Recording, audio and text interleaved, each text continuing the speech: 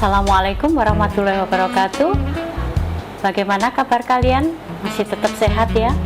Semangat pagi, semangat pagi, semangat pagi ya. Ibu lanjutkan dengan materi ketiga. Materi ketiga ini nanti akan di breakdown pada modul yang tertera di Spada. Itu ada 3 modul ya. Untuk materi 3 ini tentang aspek pasar dan pemasaran, seperti pada materi sebelumnya Ibu sudah sampaikan sistematikanya. Kita sudah mulai di sini membuat sebuah proposal studi kelayakan bisnis. Yang pertama adalah pendahuluan, kemudian dilanjut dengan aspek pasar dan pemasaran ya. Untuk aspek pasar dan pemasaran, yang perlu kalian lakukan, kemarin sudah Bu Retno sampaikan bahwa untuk menemukan sebuah studi kelayakan bisnis, penemuan ide itu ada 3 syarat ya. 3 syarat. Yang pertama adalah sesuai kata hati, mampu dilaksanakan secara teknis, dan mampu menghasilkan keuntungan.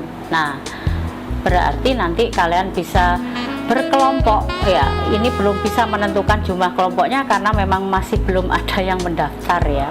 Nanti kalau misalnya yang terdaftar berapa, nanti akan kita bikin kuliah online live ya. Kita ketemu langsung untuk membagi-bagi kelompok tersebut ya.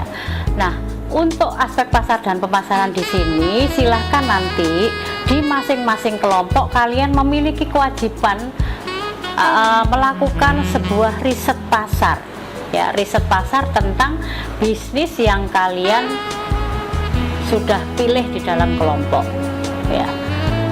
Di situ kemudian riset pasar yang dilakukan itu apa? Survei pasar dan pemasaran tentang kira-kira peluang usaha dari bisnis yang sudah terpilih dalam kelompok ya. Silahkan kalian lakukan riset tersebut. Kalau misalnya itu produk adalah pilihan kelompok itu berupa produk ya, industri ya, berarti kalian harus mencoba membuat tester produk tersebut. Gimana Bu kalau misalnya sangat berjauhan, ada di kota pulau ini dan seterusnya ya. Nah, silakan kan bisa diatur nanti salah satu aja yang bikin itu, nanti mungkin bisa berkoordinasi secara online ya. Bukti-bukti dokumentasinya nanti bisa dikumpulkan di situ. Nah, untuk melakukan riset pasar ini tentunya Ibu lupa ya sebelumnya menyampaikan, untuk menempuh mata kuliah Feasibility Study ini diharapkan kalian sudah menguasai manajemen pemasaran, manajemen keuangan, manajemen sumber daya manusia, dan manajemen operasional. Jangan lupa juga anggaran, statistik juga ya, sehingga Bu Retno tidak akan mengumpas lagi kepada dasar-dasar yang mendasari untuk belajar studi kelayakan bisnis ya. Kalian saya anggap sudah mampu semuanya itu, sehingga kalau melakukan riset pasar berarti di situ ilmu statistiknya sudah oke juga, manajemen pemasarannya dan seterusnya sudah Bu Retno anggap kalian sudah paham ya. Jadi silahkan nanti produk itu bisa dibuat tester-tester begitu, kemudian diuji cobakan kepada konsumen. Nah, konsumennya terserah nanti konsumen mana yang akan dibidik. Kira-kira letak perusahaan yang akan kalian kaji di situ itu akan dilokasikan di mana ya. Berarti konsumennya mana yang harus diinginkan komentar tentang survei konsumen, survei pasar terhadap produk kita ya. Kemudian buat semacam pooling begitu ya, pooling, karena sekali lagi Bu Retno sampaikan bahwa membuat feasibility analysis of business project yang asal-asalan gampang aja, tetapi yang sulit itu membuat yang realistis. Nah, kunci untuk bisa realistis adalah tergantung riset terhadap peluang usaha yang dipilih ya. Untuk itu maka tolong benar-benar lakukan riset secara baik dan benar. Dan sekali lagi, saya tidak menghendaki kalian itu memanipulasi data supaya misalnya mendapatkan nilai, karena kalau nanti hasilnya tidak layak, nilainya jelek. Tidak begitu, karena kita dalam konteks belajar ya. Kalau misalnya nanti dianalisis ternyata tidak layak, ya sudah kita sampaikan aja tidak layak, nggak apa-apa. Ini konteksnya belajar. Yang terpenting kita bisa jujur dan bisa realistis membuat sebuah kajian visibility study ya. Nanti apa yang kalian lakukan tentang survei pasar itu akan dijadikan sebuah ilustrasi sebagai latar belakang yang ada di bab 1 ya. Kenapa kalian memilih peluang bisnis yang dipilih kelompok tadi?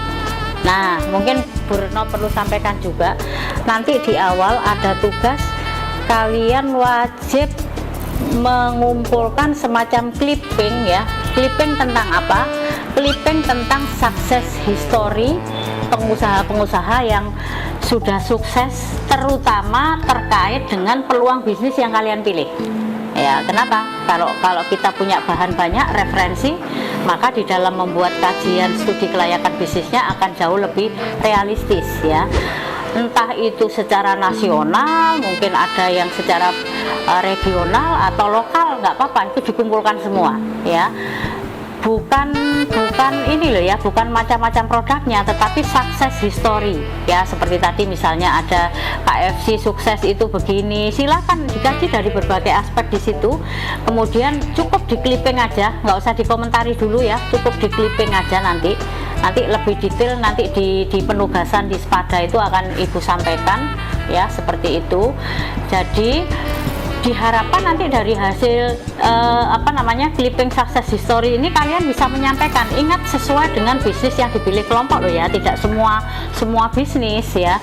Kalau misalnya kalian memilih sebuah bisnis tadi angkringan untuk dikaji, ya berarti kalian harus mencari sukses bisnis angkringan ya, entah itu nasional, regional ataupun lokal, karena itu akan dijadikan sebagai bahan referensi kita untuk mendirikan bisnis angkringan yang sama mungkin dengan ATM yang kalian sudah tetapkan kira-kira ATM-nya seperti apa gitu ya.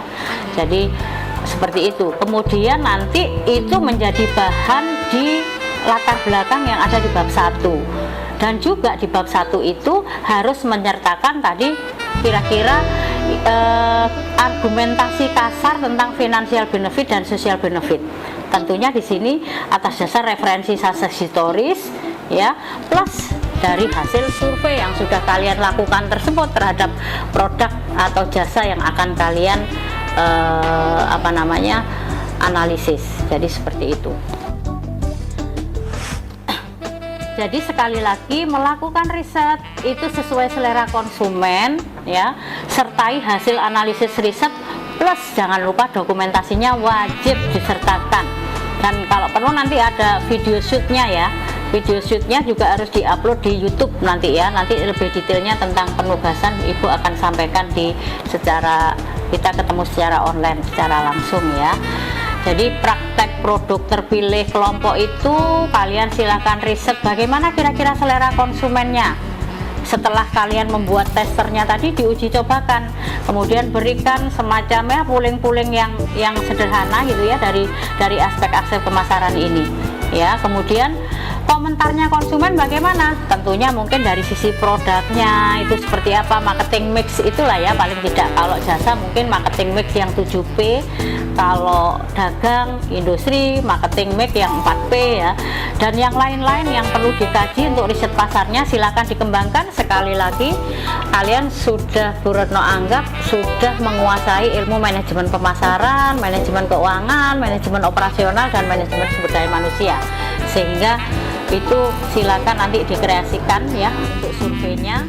Hasil survei itu yang penting untuk menyusun studi kelayakan bisnis ini ya, sehingga nanti bisa dilakukan rekapitulasi secara akurat, tentunya dengan metode penelitian dan alat-alat statistik termasuk mungkin populasinya, konsumen dan sampelnya perlu dijelaskan di situ, dijadikan bahan sebagai menyusun untuk bab 1 pendahuluan dan aspek pasar dan pemasaran yang ada di bab 2. Nah, bab 2 itu adalah aspek pasar dan pemasaran. Sekali lagi Bu Retno ingatkan bahwa di bab 2 itu inti dari penyusunan seluruh aspek yang ada di studi kelayakan bisnis ya, di seluruh aspeknya, karena dia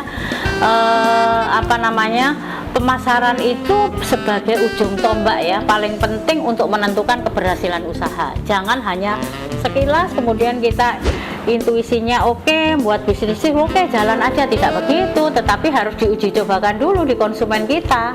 Ya kalau mungkin masyarakat awam ya boleh lah Bu, itu ternyata ada tetangga saya, ada teman saya, saudara saya nggak perlu melewati seperti itu ya berhasil kok. Iya memang berhasil, tetapi kalau misalnya kita bisa melakukan dengan cara yang lebih jauh berhasil lagi, kenapa enggak gitu ya.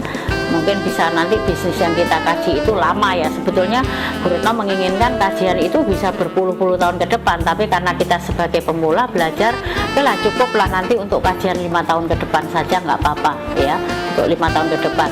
Jadi seperti itu. Nah, apa saja yang nanti diuraikan di dalam aspek pasar dan pemasaran? Sekali lagi, yang pertama di subbahasan 2.1 itu silahkan disampaikan bagaimana kira-kira permintaan pasar masa lalu produk yang kalian pilih di dalam kelompok ya, sekarang dan yang akan datang. Ini kaitannya dengan apa? Kaitannya dengan produk life cycle tadi yang Bu Retno sampaikan di sebelumnya ya. Jadi siklus kehidupan produk bisnis yang akan kita ambil itu ternyata sudah pada tahapan yang mana. Kenapa? Sekali lagi kita perlu pertimbangkan nanti strategi yang tepat itu seperti apa ya, sehingga benar-benar kajian kita realistis ya. Setelah itu kita tahu posisi kedudukan produk atau jasa yang akan kita kaji itu berada di produk life cycle di posisi mana. Kemudian kita menentukan market space-nya kayak apa ya, market space daripada bisnis yang kita pilih ya. Tolong nanti untuk permintaan pasar masa lalu, sekarang dan yang akan datang, meskipun itu hasil survei singkat, tapi tetap hasilnya mendekati akurat dan harus ditunjukkan dengan data ya. Data hasil survei itu silakan kalian sampaikan nanti di proposal tersebut ya. Jadi kita Bu Retno tidak mau kalau kalian asal-asalan ya di dalam membuat permintaan masa lalu, sekarang dan yang akan datang ya, kayak gitu. Kemudian dari subbab 2.1 ini kita bisa menentukan, memprediksi kira-kira peluang pasarnya atau market space-nya berapa banyak ya. Market space itu adalah peluang pasar. Jadi contoh aja, misalnya kalau ada di suatu daerah, taruhlah misalnya kalian tinggalnya di Kutai misalnya ya, di Kabupaten Kutai ya, misalnya di situ kalian akan mengkaji sebuah peluang bisnis ya, contohnya yang gampang aja seperti angkringan tadi misalnya ya. Nah, kira-kira kalau di Kutai peluang pasar untuk bisnis angkringan itu seberapa besar? Nah, berarti kalian harus mencari kompetitor khususnya yang ada di Kutai ya. Kira-kira pengusaha angkringan di sana itu ada berapa banyak ya? Ada berapa banyak? Atau yang pertama mungkin perlu diketahui, kira-kira masyarakat Kutai membutuhkan sebuah usaha atau sebuah tawaran bisnis untuk bisa hadir di angkringan itu kira-kira berapa banyak. Sekali lagi, meskipun ini surveinya survei singkat, tetapi tolong dilakukan setidaknya mendekati realistis ya. Ya Bu, akan susah Bu nanti Bu kalau survei seluruh kabupaten begini, ini waktunya lama. Oke, Bu Retno tetap sarankan ke kalian mengupayakan semaksimal mungkin. Jadi kalau misalnya browsing nggak bisa cari tahu di sekeliling kalian ya dicantumkan setidaknya data itu ya. Kompetitor angkringan itu ada angkringan A, angkringan B, angkringan C dan seterusnya. Dan ternyata orang Kutai, masyarakat Kutai yang memerlukan kebutuhan angkringan itu berapa banyak konsumennya. Misalnya dari jumlah penduduk sekitar misalnya katakanlah 2 juta di kabupaten tersebut misalnya. Ternyata 10%-nya itu masyarakat sana itu suka yang namanya cangkruan di angkringan gitu ya, sambil menikmati malam ya, sambil sharing-sharing terutama anak-anak muda misalnya di situ. Ternyata dari penduduk Kabupaten Kutai tadi ada 10%-nya, berarti kalau 10 dari 2 juta itu taruhlah ketemu sekitar berapa? 10%-nya begitu sekitar 200-an. Nah itu berarti merupakan peluang pasar yang ada tentang bisnis angkringan gitu ya. Nah sekarang itu namanya market space. Peluangnya itu ternyata 200.000 masyarakat Kutai itu ternyata dia menginginkan kongko-kongko di angkringan semacam itu misalnya gitu ya. Kalau sudah ketemu 200 itu, kemudian kita harus tahu juga kira-kira 200 konsumen itu ada berapa banyak angkringan yang ada di Kabupaten Kutai itu. Misalnya ada angkringan A, angkringan B, ternyata nggak terlalu banyak, ada 2 angkringan. Nah, kita akan mendirikan angkringan C kan gitu ya.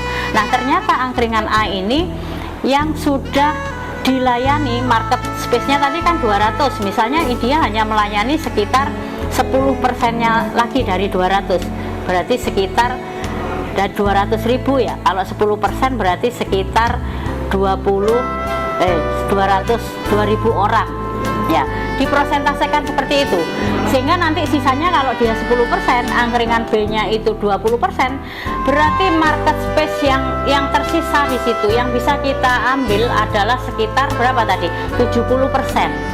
Nah, tergantung nanti dari usaha kalian itu mau dikaji yang 70% itu mau diambil semuanya, market share-nya, peluang pasar yang bisa kita lakukan berapa banyak. Kalau semuanya berarti 100% peluang pasar yang tersisa itu mau diambil dari kelompok kalian, boleh. Tapi kalau misalnya sekali lagi harus realistis ya, sekali lagi harus realistis. Kalau misalnya dari peluang pasar itu market share-nya diambil hanya 50%-nya, ya berarti 50% itu. Nah, gunanya untuk apa ini? Sekali lagi, aspek pasar dan pemasaran itu sebagai ujung tombak merencanakan aspek-aspek yang lain. Sehingga kalau itu sudah ditetapkan market space, market share-nya, kita lebih jauh bisa terarah menentukan kira-kira estimasi kedepannya itu pendapatannya berapa ya. Jadi harus seperti itu. Sekali lagi, meskipun ini masa pandemi, survei mungkin bisa kok dilakukan secara online ya, bisa seperti itu loh, karena ada produk ya. Mungkin nanti yang melakukan yang berada di sekitar itu, kalian bisa sepakat berembuk dengan satu kelompok ya. Misalnya bisnis ini oke, kita yang uji coba produknya, kan tidak harus produk yang berupa produk, mungkin jasa kan tinggal ini aja ya, memberikan pooling-pooling seperti itu. Nah, kalau sudah ketemu market share-nya, market space, market share, kita bisa tahu kira-kira nanti untuk estimasi ke depan 5 tahun ke depan itu kira-kira kita mengestimasikan market share seperti ini dengan rupiah atau pendapatannya sekian. Nah, kira-kira faktor yang mempengaruhi permintaan kita di masa depan itu apa? Ya, lebih bagus mungkin kita identifikasi di situ ya. Kemudian strategi apa yang tepat untuk bisa memberikan solusi-solusi tadi, faktor-faktor yang mengaruhi. Mungkin kalau Bu Rono sarankan di sini kita sudah belajar ya analisis SWOT ya. Nah, kira-kira nanti kelemahan, kekuatan internal kita seperti apa, ancaman, peluangnya kayak apa, sehingga bisa merumuskan sebuah strategi pemasaran yang baik. Nah, insya Allah Ibu sangat yakin kalian memiliki kemampuan itu yang luar biasa, karena mahasiswa itu benar-benar sosok yang sangat inovatif dan kreatif ya, inovatif dan kreatif ya. Setelah itu di bab 3 kalian juga harus merencanakan kira-kira nanti penetapan harganya tergantung bisnis yang kalian pilih ya. Kalau misalnya angkringan, nanti menu yang akan dijual itu apa saja, kira-kira dijual berapa. Tentunya kalian sudah belajar di dalam menentukan harga pokok produksi masing-masing, itu juga harus sudah dihitung. Kenapa ini harus diperhitungkan? Itu kaitannya juga dengan strategi kita menetapkan harga jual berapa ya. Yang kita pilih marketing mix-nya dari sisi price itu berapa, kemampuan masyarakat sekitar sana gimana, kita mau mengambil segmen-segmen angkringan yang mana, karena angkringan juga macam-macam ya. Kalau ada sebuah kedai kopi yang mahal, juga ada itu kopi yang satu porsinya bisa mencapai puluhan ribu rupiah, ada juga yang hanya 3.000 2.000. Kalau di daerah Jember itu ada, meskipun yang jual kopi itu 3.000. Makanya tergantung nanti setting ATM-nya itu kalian seperti apa gitu ya. Jadi kayak begitu, itu uraian yang ada di aspek pasar dan pemasaran ya. Tentunya nanti di bab 1, di bab 2 tolong kalian sertai dari hasil-hasil riset tadi sebagai bukti bahwa ini loh, kajian kita nampaknya juga secara garis besar kayaknya agak layak gitu ya, meskipun belum dikaji kelayakannya ya. Sekali lagi, duit dan duit ya, dengan usaha, doa, usaha, ikhlas dan tawakal, Bu Retno yakin kalian pasti sukses. Berwirausaha pasti bisa, pasti sukses. Sekian dulu. Wassalamualaikum warahmatullahi wabarakatuh.